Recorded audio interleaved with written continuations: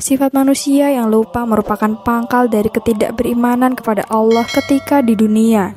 Namun diutusnya para rasul oleh Allah dimaksudkan untuk mengingatkan kembali akan janji manusia dulu.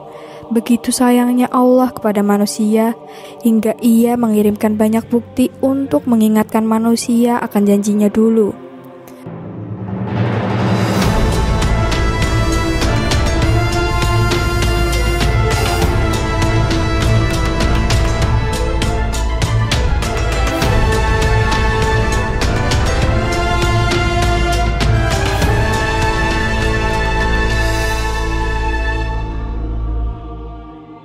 Assalamualaikum warahmatullahi wabarakatuh. Halo Sobat Muslimpedia, semoga Allah selalu menjaga antum semuanya. Dan di video kali ini kita akan membahas tentang perjanjian manusia dengan Allah sebelum lahir ke dunia. Jauh sebelum dilahirkan ke dunia, manusia terikat perjanjian dengan Allah Subhanahu wa Ta'ala. Perjanjian tersebut adalah tentang keberimanan mereka kepada Allah. Para rasul pun juga tak lepas dari perjanjian kepada Allah. Seluruh rasul yang diturunkan Allah ke dunia diutus untuk mengingatkan janji tersebut. Perjanjian manusia dengan Allah tersebut direkam oleh Allah di dalam Al-Quran. Ayat-ayat yang turut mencatat janji tersebut terdapat dalam surat Al-A'raf ayat 172 dan Al-Hadid ayat 8. Sedangkan perjanjian yang diambil oleh para rasul terdapat dalam surat Al-Ahzab ayat 7. Perjanjian manusia kepada Allah terekam dalam surat Al-A'raf ayat 172 yang artinya, "Dan ingatlah ketika Tuhanmu mengeluarkan keturunan anak-anak Adam dari sulbi mereka dan Allah mengambil kesaksian terhadap jiwa mereka, seraya berfirman, 'Bukankah aku ini Tuhanmu?' Mereka menjawab, 'Betul, Engkau Tuhan kami. Kami menjadi saksi, kami lakukan yang demikian itu, agar di hari kiamat kamu tidak mengatakan, sesungguhnya kami Bani Adam adalah orang-orang yang lengah terhadap ini, atau keesaan Tuhan.'" Ayat ini menurut Quraish Shihab dalam tafsir Al-Misbah merupakan sebuah peringatan dan pengingatan kepada kaum kafir yang terus-menerus tidak mau beriman, padahal sudah banyak bukti secara nyata dan jelas diungkapkan, mulai dari ayat-ayat qauliyah hingga ayat kauniyah yang telah ditunjukkan. Lalu dalam firman-Nya tersebut, Allah berhujah dengan mengingatkan kepada janji dan kesaksian mereka ketika mereka dikeluarkan dari sulbi Adam.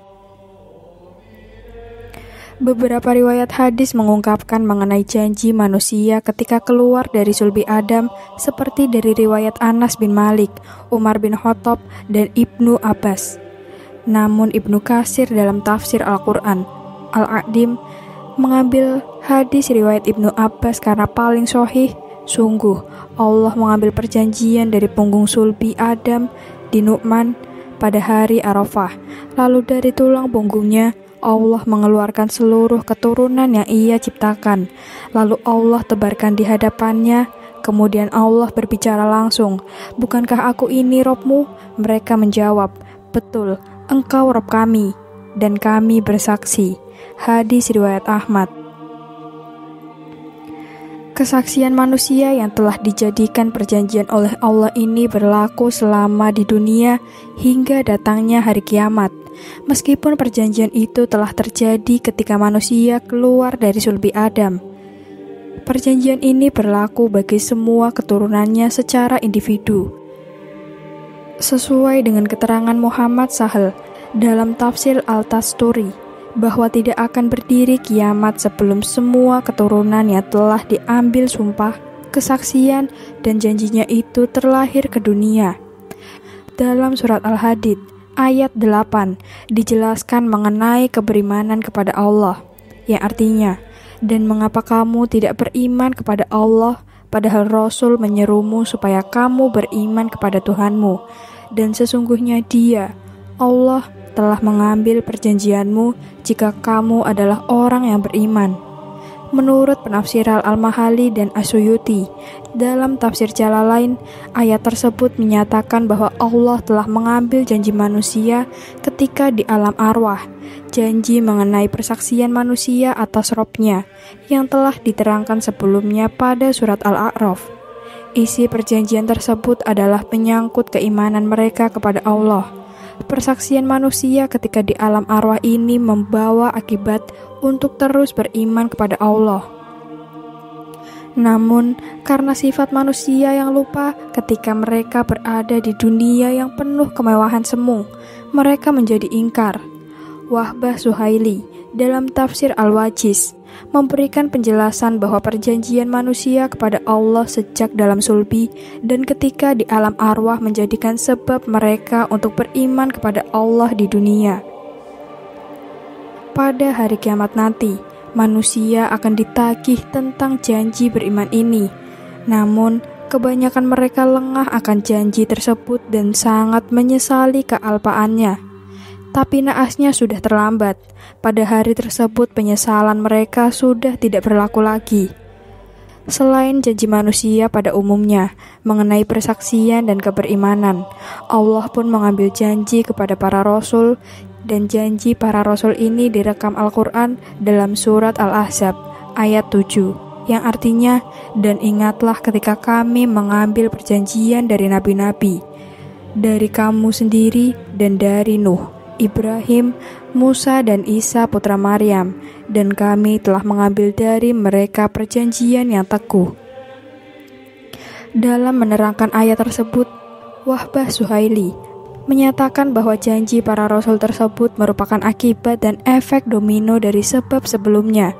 Persaksian manusia sejak dulu menjadikan sebab perjanjian keberimanan kepada Allah, dan oleh karena sebab tersebut, para rasul ini hadir di dunia. Namun, sebelum mereka diutus Allah ke dunia, mereka telah terlebih dahulu dijanji oleh Allah, dan janji mereka sangatlah teguh. At-Tabari dalam tafsir Tabari menjelaskan perjanjian para nabi pada ayat tersebut bukan berkenaan mengenai keimanan seperti janji manusia pada umumnya.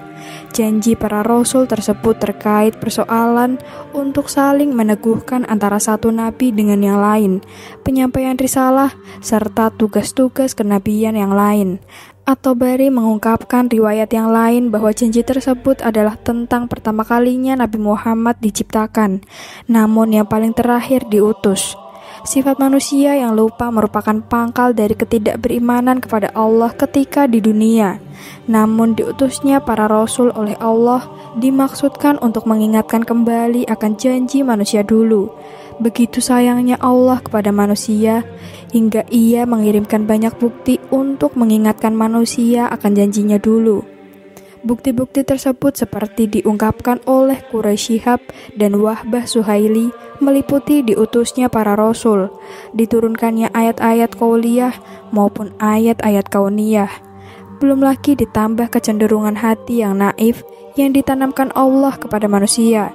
Seharusnya itu semua lebih dari cukup untuk mengingatkan perjanjian manusia dulu dan menjadikannya beriman dan bertakwa kepada Allah.